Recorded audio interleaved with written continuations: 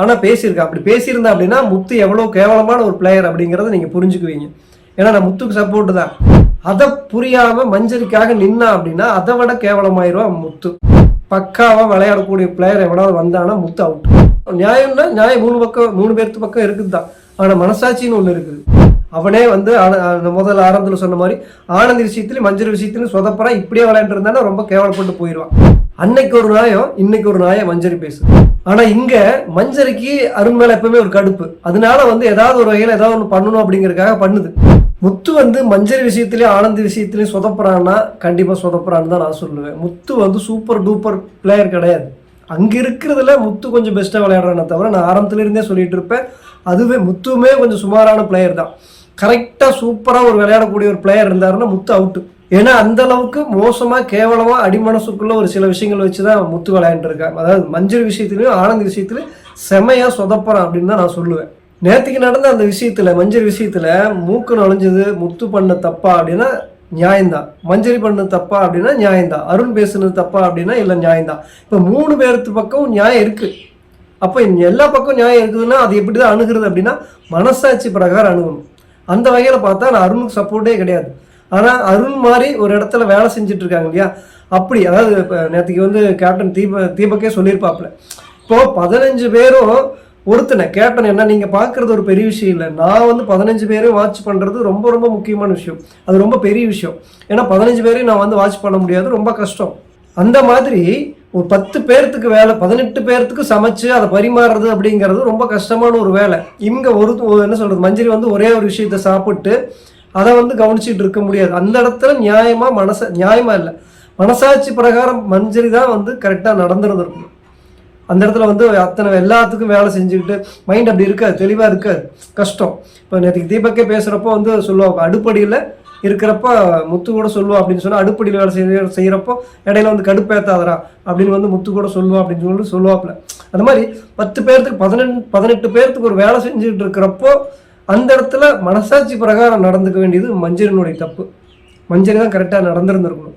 ஆனால் இங்கே மஞ்சரிக்கு அருண் மேலே எப்பவுமே ஒரு கடுப்பு. அதனால வந்து ஏதாவது ஒரு வகையில் ஏதாவது ஒன்று பண்ணணும் அப்படிங்கிறதுக்காக பண்ணுது. ஏன்னா அது வந்து துணுதான் தொட்டு சாப்பிடு அப்படிங்கிறதுக்காக எல்லாம் எல்லாரும் பண்ணிட முடியாது. அங்கே வந்து எல்லாத்துக்கான பங்கு எடுத்து வைக்க வேண்டியது நியாயமான ஒரு விஷயம். அதை வந்து அருண் செய்கிறாப்புல. அதை வந்து அந்த கப்பில் வந்து சாப்பாட்டு கப்பில் வந்து ஊற்றுறப்போ அதை சரின்னு தான் வாங்கிக்குது. அதாவது இங்கே பிக் பாஸில் வந்து அந்த கேமராமேனும் சரி அந்த நிகழ்ச்சியை படம் பிடிக்கிறவங்க சரி சரியாகவே படம் பிடிக்கிறது இல்லை. லைவ்லையும் வரல, எபிசோட்லையும் கரெக்டாக வரல. மஞ்சரி எந்த டோனில் பேசணும் அப்படிங்கிறதே வரல.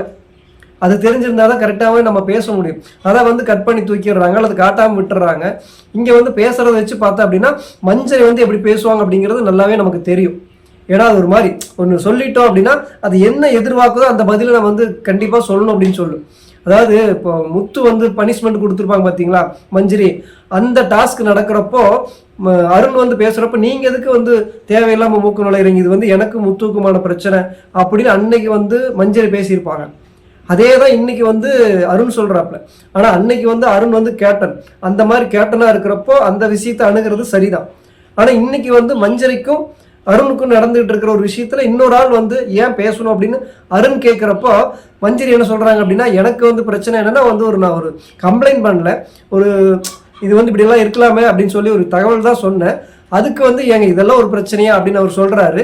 ஆனா முத்துக்கு என்ன பிரச்சனை அப்படின்னா முத்து ஏன் பேசக்கூடாது அப்படின்னு நுழையிறான், அதனால அவன் கேட்கறான் அப்படின்னு சொல்லி சொல்றாங்க. அப்போ முத்து வந்து கேள்வி கேட்கறது வந்து தப்புன்னு வந்து சொல்ல முடியாது அப்படிங்கிற மாதிரி மஞ்சரி சொல்றதுங்கிறது நியாயமா? அன்னைக்கு ஒரு நியாயம், இன்னைக்கு ஒரு நியாயம் மஞ்சரி பேசுது. முத்து அருண் அதே மாதிரி பேசுறனா, அன்னைக்கு வந்து அவ கேப்டன், இன்னைக்கு வந்து அவ வந்து சாதாரண ஒரு ஹவுஸ்மேட். அதனால வந்து இன்னொருத்த வந்து பேசாம இருந்திருந்தானா மஞ்சரிக்கும் அருணுக்கு இருக்கிற பிரச்சனை சால்வ் ஆயிரும். இதுல ரொம்ப ரொம்ப முக்கியமான ஒரு விஷயம் என்ன தெரியுங்களா, அருணுடைய அதாவது அருணுக்கு நான் சப்போர்ட்டே கிடையாது.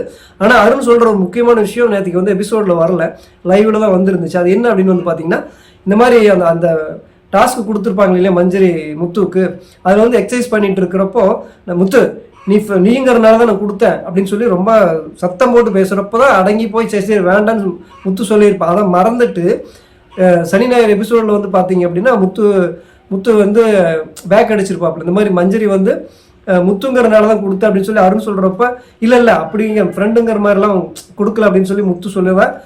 அருண் சொல்லியிருப்பாப்புல. அது ஒரு பிரச்சனையாகவும் போய் எபிசோட்லேயும் காட்டியிருப்பாங்க. அப்போ இல்லை நான் வந்து ஃப்ரெண்டுன்னு தான் கொடுத்தேன், ஃப்ரெண்டுன்னு தான் பேசுனேன் அப்படின்னு சொல்லி மஞ்சரி சொல்லியிருப்பாங்க. இப்போ பாரு அப்படின்னு அருண் வந்து முத்துக்கிட்ட கேட்குறப்ப சரி சாரிடா அப்படிங்கிற மாதிரி சொன்னதா சொல்லியிருப்பாப்புல அருண். இந்த பிரச்சனை நடந்ததுக்கப்புறம் மஞ்சரி கிட்ட போய் முத்து பேசியிருக்கா. இது வந்து நம்ம பார்க்கல, ஆனால் பேசியிருக்கா. அப்படி பேசியிருந்தா அப்படின்னா முத்து எவ்வளோ கேவலமான ஒரு பிளேயர் அப்படிங்கிறத நீங்கள் புரிஞ்சுக்குவீங்க. ஏன்னா நான் முத்துக்கு சப்போர்ட்டு தான். அவன் ஒன்றும் சூப்பர் டூப்பர் பிளேயர் கிடையாது. அவனே வந்து முதல்ல ஆரம்பத்தில் சொன்ன மாதிரி ஆனந்த் விஷயத்துலையும் மஞ்சள் விஷயத்துலையும் சொதப்பறான். இப்படியே விளையாண்டுருந்தானா ரொம்ப கேவலப்பட்டு போயிடுவான். அதுக்கான பாயிண்ட்ஸும் நான் அடுத்து சொல்ல வரேன். இப்போ முத்து என்ன சொல்லியிருக்காப்புல, இந்த மாதிரி அதுக்கே நீ வந்து ஒத்துக்கிட்ட அப்படின்னு கேட்குறாங்க மஞ்சள் கிட்ட. என்ன எது ஒத்துக்கிட்டேன் அப்படின்னா, இந்த மாதிரி நான் வந்து ஃப்ரெண்டுங்கிறனால தான் வந்து அதை நான் கொடுத்தேன் அப்படின்னு வந்து மஞ்சரி சொன்னாங்க அப்படின்னு அருண் சொல்கிறப்போ, இல்லை அப்படியெல்லாம் கொடுக்கலன்னு முத்து சொன்னதை நீ ஏன் ஒத்துக்கிட்ட மஞ்சரி அந்த இடத்துல அப்படின்னு சொல்லி முத்து கேட்டிருக்காப்புல.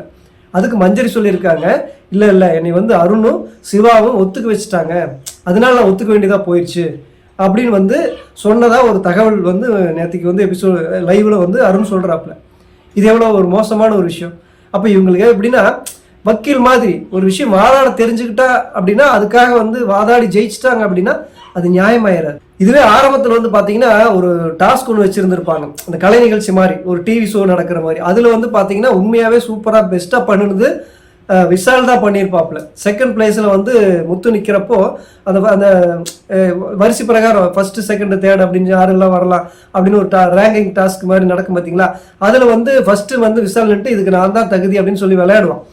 அப்போ முத்து வந்து செகண்ட்ல நின்றுட்டு அதுக்கப்புறம் வாயாலே பேசி பேசி பேசி தான் அது ஃபர்ஸ்ட் இடத்த பிடிச்சிருப்பான். அப்போ அவனே ஒத்துக்குவான், அவனே சொல்லுவான் இந்த இடத்துக்கு ஃபர்ஸ்ட் இடத்துக்கு நான் தகுதியாலையான்னு எனக்கு தெரியாது. ஏன்னா அந்த அளவுக்கு வந்து எஃபெக்ட் போட்டது விஷால், அவன் தான் வந்து உண்மையாகவே போட்டிருந்திருப்பான். ஆனால் இந்த ஃபர்ஸ்ட் இடத்துக்கு நிற்கிறதுக்கு எனக்கு தகுதியா இல்லையான்னு எனக்கு தெரியாது, ஆனால் நான் பேசி பேசியே வாங்கினேன் அப்படின்னு சொல்லியிருப்பான். இதைத்தான் வந்து முத்து பண்ணிகிட்டே இருக்கான். நேற்றுக்கு வந்து தேவையில்லாமல் ஒரு மஞ்சரி அப்படிங்கிறதுனால அவன் வாய் விடுறான். இதுக்கு முன்னாடி ஒரு விஷயம் ஆனந்த் விஷயத்துக்கு நான் சொல்கிறேன். நேற்றுக்கு நடந்தது வந்து பார்த்தீங்கன்னா காஃபி எடுக்கிறது விஷயம் ஒரு பிரச்சனையாகும். சாச்சனா வந்து கொண்டு வந்திருப்பாங்க, மஞ்சரி கொண்டு வந்தால் வந்து முத்து சொல்லுவாங்க. அந்த இடத்துல வந்து பார்த்தீங்கன்னா முத்து தான் சொல்கிறான் இந்த மாதிரி காஃபி தேவையில்லை அப்படிங்கிற மாதிரி ஒரு ஸ்டாண்ட் எடுக்கிறான். இந்த பிரச்சனை வந்து சாச்சனா எல்லாத்திலையும் போய் கேட்டுட்டு வர்றப்போ ஆனந்திக்கு வந்து காஃபி ரொம்ப முக்கியம் அப்படிங்கிற விஷயம் சொல்கிறாங்க. காஃபி எனக்கு தேவை அப்படின்னு சொன்னதுக்கப்புறம் அந்த தகவல் வந்து முத்துக்கிட்ட வந்து சாச்சனா சொன்னதுக்கப்புறம் அதை உள்வாங்கிட்டு திருப்பி அதை வந்து என்ன சொல்கிறான், பேக் அடிக்கிறான். இந்த மாதிரி காஃபி வேணும், காஃபி வேணுமா, ஏன்னா அது ஒரு 1000 ரூபா, அரிசி ஒரு 1000 ரூபா அப்படிங்கிறப்போ டீ எல்லாருமே குடிச்சுக்கலான்னு ஆரம்பத்தில் பேசுகிறப்போ முத்து ஆமாம் அது நியாயம் அப்படிங்கிற மாதிரி பேசிட்டு ஆனந்திக்கு வந்து காஃபி ரொம்ப முக்கியமான விஷயம் தெரிஞ்சதுக்கப்புறம் அங்கே பேக் அடிக்கிறான். அதுக்கப்புறம் அந்த ஒரு பிரச்சனை வர்றப்போ காஃபி விஷயத்தில் வந்து நான் வந்து காஃபி வேணும்னு நான் பேசுவேன் அப்படின்னு சொல்லி தீபக்கிட்டே சொல்கிறான். அதாவது ஒரு பாயிண்ட்ஸ் இருக்குதுன்னா பாயிண்ட்ஸ் இருக்குது, பேசக்கூடிய காஃபி வேணும் அப்படின்னு பேசலாம், வேண்டான்னு பேசலாம். பேசக்கூடிய திறமை இருக்கிறவன் எதை வச்சு வேணாலும் பேசலாம். ஒரு விஷயத்தை பண்ணிட்டு அது தப்பு இல்லைன்னு பேசலாம், அது தப்புன்னு பேசலாம். ஆனால் நியாயம்னு ஒன்று இருக்குது. இப்போ நேற்றுக்கு 3 பேருக்கு பக்கம் நியாயம் இருக்குதுன்னா நியாயம் இருக்குது. தீபக் வந்து தெளிவாக சொன்னாப்புல, ஒருத்தன் வேலை செஞ்சுட்டு இருக்கிறப்ப டிஸ்டர்ப் பண்ணாதீங்க, அது வந்து மஞ்சளினுடைய தப்பு தான். உண்மையாகவே என்ன சொல்கிறது, வேணும்னே ஏதோ ஒன்று பண்ணணும் அப்படின்னு பண்ணுனது மஞ்சளினுடைய தப்பு. கேட்டது கரெக்டு தான், நியாயம் கேட்கலாம். ஆனால் அந்த இடத்துல வந்து ஒரு 10-18 பேர்த்தையும் வந்து ஒருத்தர் ஃபோக்கஸ் பண்ணிட்டு இருக்க முடியாது. அந்த இடத்துல வந்து அந்த வன்மத்தை வச்சுக்கிட்டு அருண் மேலே வச்சுருக்கிற வன்மத்துக்காக மஞ்சரி பண்ணது ரொம்ப ரொம்ப தப்பு. அதுக்காக என்ன சொல்கிறது, மஞ்சரிக்காகவோ ஆனந்திக்காகவோ ஏதாவது ஒன்று அப்படின்னா அடிமனசுக்குள்ளே கொஞ்சம் இறக்கப்பட்டோ மூக்கு வைத்தோ இல்லை என்ன ஏதோ ஒரு பக்கம் மடியில் சாயிற மாதிரியோ முத்து சாஞ்சிட்டு பேசிகிட்டு இருக்கான் அப்படின்னா நியாயமே இருந்தாலும் கூட மனசாட்சி பிரகாரமோ அதே மாதிரி கேம் விளையாண்டு இருந்தான்னா அது வந்து உண்மையாகவே கேவலமான ஒரு கேம் தான். அதைத்தான் முத்து விளையாண்டுருக்கான். அவனுக்கு வாய் திறமை இருக்குது, பேசிடலாம். ஆனால் நியாயம்னா நியாயம் 3 பேர்த்து பக்கம் இருக்குது தான். ஆனால் மனசாட்சின்னு ஒன்று இருக்குது. 15 பேர்த்துக்கு வந்து ஒருத்தர் சர்வே பண்ணிட்டு இருக்கான், பரிமாறிட்டு இருக்காங்கன்னா அவங்ககிட்ட போய் அந்த இடத்துல கம்ப்ளைண்ட் பண்ணிட்டு இருக்காங்க அப்படின்னா அது மனசாட்சி இருக்கிறவங்க அதை பண்ணக்கூடாது. அங்கே ஈவிரக்கமே என்ன சொல்கிறது மஞ்சரிக்கு கிடையாது. அது பேசிட்டு கடைசியில் என்ன சொல்லுது, இப்போ நம்ம ஒரு தப்பு பண்ணிட்டோம் அதை ஒத்துக்கவே மாட்டேங்கிறாங்க, என்ன சொல்கிறது அது வாக்குவாதமே பண்ணிட்டு இருக்காங்க அப்படின்னு சொல்லி மஞ்சரி சொல்கிறாங்க அருண் விஷயத்தில். ஆனால் மஞ்சரி அந்த மாதிரி நடந்துக்குவாங்களா? அந்த ராஜாராணி டாஸ்கில் எத்தனை மிஸ்டேக் பண்ணாலும் அவங்க பண்ணினது கரெக்டானே தானே பேசிகிட்டு இருந்தாங்க. இப்போது மஞ்சரி வந்து அவங்களுக்குன்னா ஒன்று அடுத்தவங்களுக்குன்னா ஒன்றுன்னு பேசிகிட்டு இருக்கிறது ரொம்ப ரொம்ப கேவலத்திலையும் கேவலமான ஒரு கேம். அதை புரியாமல் மஞ்சரிக்காக நின்னா அப்படின்னா அதை விட கேவலமாயிரும் முத்து. இதுதான் உண்மை. ஆனால் அருணுக்கு நான் சப்போர்ட் கிடையாது. ஆனால் அவன் 10 பேர்த்துக்கு 15 பேர்த்துக்கு பரிமாறிட்டு இருக்கிறப்ப மனசாட்சி பிரகாரம் நடந்துக்கணும் அப்படிங்கிறதா நான் சொல்கிறது. அது மட்டும் இல்லாமல் அதாவது முத்து வந்து இந்த மாதிரி அந்த சனி ஞாயிறு எபிசோடில் அந்த விஷயம் நமக்கு காட்டல. இந்த மாதிரி மஞ்சரி வந்து எனக்கு ஃப்ரெண்டுங்கிறதுக்காக பண்ணலை அப்படின்னு சொன்ன விஷயத்துக்காக சொல்கிற வாக்குவாதம் பண்ணி மஞ்சரி நீ நின்றுக்கணும் அப்படின்னு சொன்னது உண்மையாக இருந்தது அப்படின்னா அது ரொம்ப ரொம்ப கேவலமாக முத்து விளையாடுறான்னு தான் அர்த்தம். அதான் நான் ஆரம்பத்திலே சொல்லியிருந்திருப்பேன், முத்து ஒன்றும் சூப்பர் டூப்பர் பிளேயர் கிடையாது. இருக்கிறதுல கொஞ்சம் பெஸ்ட்டாக விளையாண்டுருக்கிறேன். எல்லாமே என்ன சொல்கிறது, எல்லாமே மிச்சர் சாப்பிட்டுட்டு கேனைகளாக வெறும் காலி டப்பாவாக இருக்கிறதுல கொஞ்சம் முத்து பெஸ்ட்டாக இருக்கானே தவிர சூப்பராக பக்காவாக விளையாடக்கூடிய பிளேயர் எவனாவது வந்தானா முத்து அவுட். ஏன்னா அவ்வளோ கேவலமாக வந்து முத்து விளையாண்டுருக்கான். அதாவது என்ன சொல்கிறது, காப்பி தூள் ஃபஸ்ட்டு வேண்டாம், டீயே பெஸ்ட்டு அப்படிங்கிற பேசிகிட்டு இருந்தவன் ஆனந்திக்கு காஃபி வேணும் அப்படின்னு சொன்ன உடனே அந்த இடத்துல அப்படி ஸ்டாண்டை மாற்றுறது, மஞ்சரிக்குன்னா ஒன்று மஞ்சரிக்குன்னா வேறு மாதிரி பேசுறது, இதெல்லாமே வந்து முத்து பண்ணுற கேவலமான ஒரு கேமு. இதுவே ஆடிட்டு இருந்தானா அவனும் முடிஞ்சான்.